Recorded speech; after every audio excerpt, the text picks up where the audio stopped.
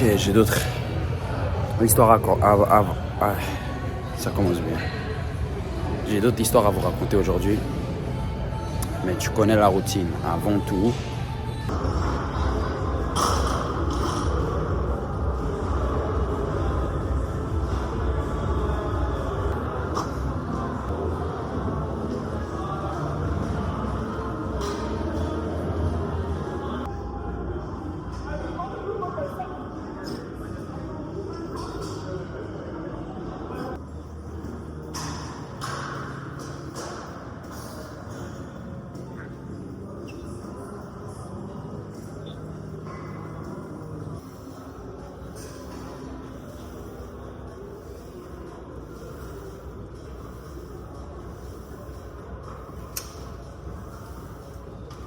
donc, on raconte.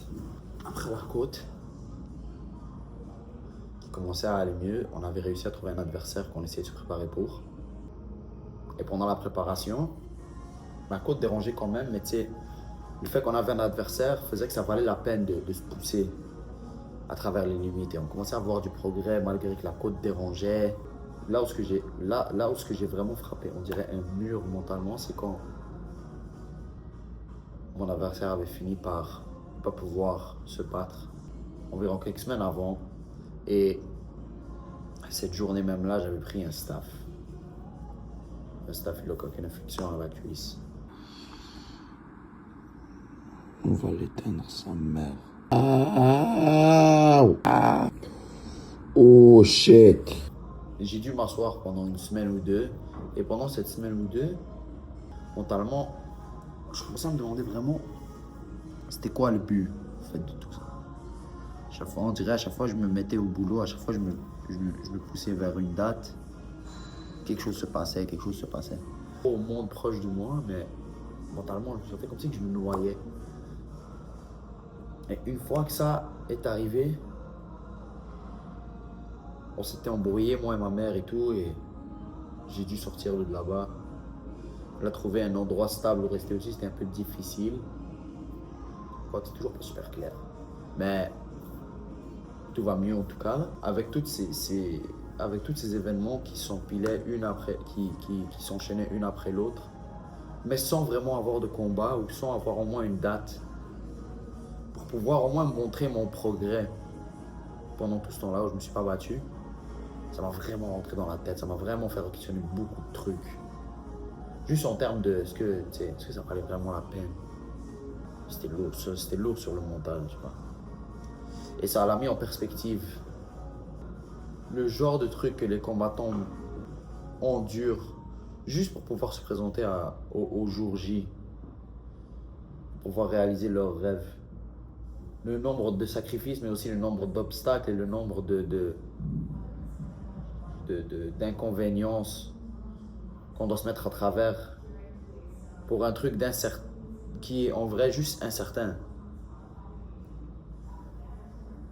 Ça l'a vraiment mis en perspective et j'ai senti comme si genre une voix plus grande que moi me demandait une question. Est-ce que c'est vraiment ce que je veux faire? Ou est-ce que je prends une autre tournure et j'essaye de faire autre chose? Et c'était difficile à répondre avec moi-même. C'est comme si quand tous les mauvais événements s'enchaînent envers toi, c'est difficile de rester optimiste. Mais je pense que c'est là le test.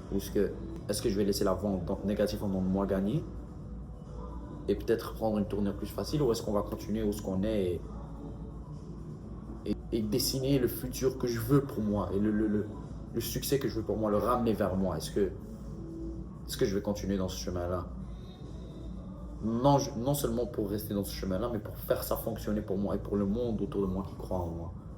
Et là, j'ai réalisé toutes les vidéos que j'ai vues et le monde qui disait ça. C'était un truc de le dire, mais d'être dans ce genre d'événement-là où il y a tellement d'obstacles, d'être au milieu de tout un désordre, surtout avec ce staff dégueulasse qui faisait mal avec les antibiotiques, et la côte qui faisait mal, et là avec la famille ça va pas bien. Je me demandais vraiment si ça valait la peine, jusqu'à que j'ai réalisé, mais quand ça finira par fonctionner, c'est là où on se dira ça l'a vraiment valu la peine. Non seulement dans les combats, mais en sorte à ce que ça aide les trucs à l'extérieur des combats aussi dans la vraie vie. C'est ça qui est important à la fin de la journée. Et pour répondre à cette question-là envers moi-même, j'ai décidé de m'inscrire à un tournoi de Jiu-Jitsu. Vu que ça faisait longtemps que j'en ai pas fait. C'était une galère ces dernières semaines, mais je suis reconnaissant envers le monde qui est autour de moi, qui croit en moi et qui sont là pour me supporter. On enseigne et là, on a un entraînement.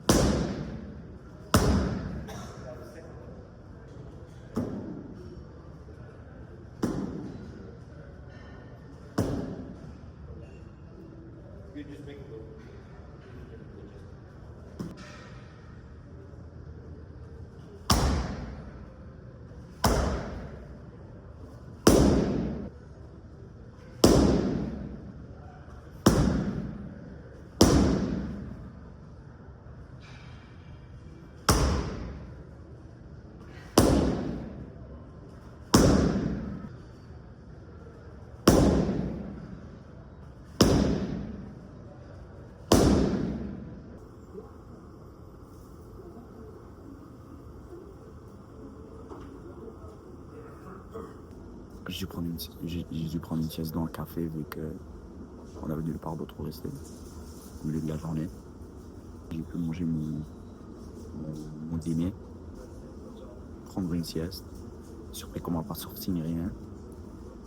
Et là, on a notre café derrière la caméra qui nous tient compagnie, qui nous tient réveillés pour rester prêt pour le prochain entraînement qui s'en vient dans quelques heures. Là. Je suis content de revenir à l'entraînement, mais je cherche vraiment cette opportunité d'aller me prouver. Si j'ai réalisé, c'est comme si cette pause m'avait donné une fin, une arme de rentrer dans la cage et de buter quelqu'un et de renfoncer son nez à l'intérieur de son visage, mais principalement montrer à moi-même que je suis capable. Et tous ces efforts-là n'ont pas été pour rien, tous ces sacrifices et toutes ces inconvéniences ont été pour une raison. C'est à nous de prouver qu'on est les meilleurs. La prochaine fois qu'on rentre dans l'octogone, c'est ça qu'on montre. Là, pour l'instant, on se prépare pour le prochain entraînement. On va aller s'entraîner au Tristar. On a grappling. On va revoir les gars là-bas. On va voir comment tout va se passer. Je me dis que si tout se passe bien aujourd'hui, là-bas spécifiquement, on commence vraiment à avoir le niveau pour pouvoir gagner ce tournoi-là. C'est parti.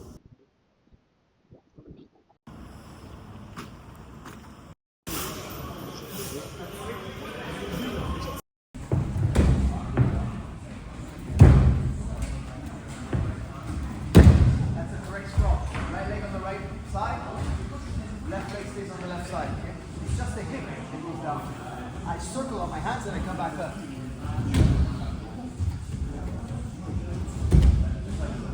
Guys, my partner's going to be here. He's standing in a square stance. Guys, I'm going to sprawl first. Watch, I'm here. I sprawl. I come up. I'm going to shoot. Guys, when I shoot, my knee goes to the ground. I'm on the legs. From here, I'm going to push my partner backward. And I'm going to climb up.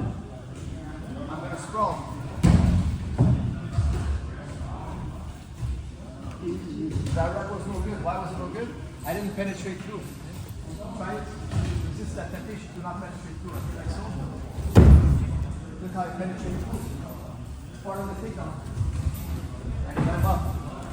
Look how I stay in contact. Penetrate through. Guys, you're doing 5 reps. You just roll and shoot. Pas vous mentir, ça fait du bien se remettre sur la structure, sur l'horaire qui a été mis en place initialement, tu vois. C'est comme si que, boum, dès que j'ai recommencé à driller, toutes mes inquiétudes à propos du futur ont juste disparu. Ça a mis en perspective. Je pense que le truc qui m'inquiétait pendant que j'étais blessé et que j'étais assis, c'est juste, on dirait, j'ai l'impression comme si que je commence à genre perdre du temps. Mais en réalité, c'est genre, c'est pas complètement vrai.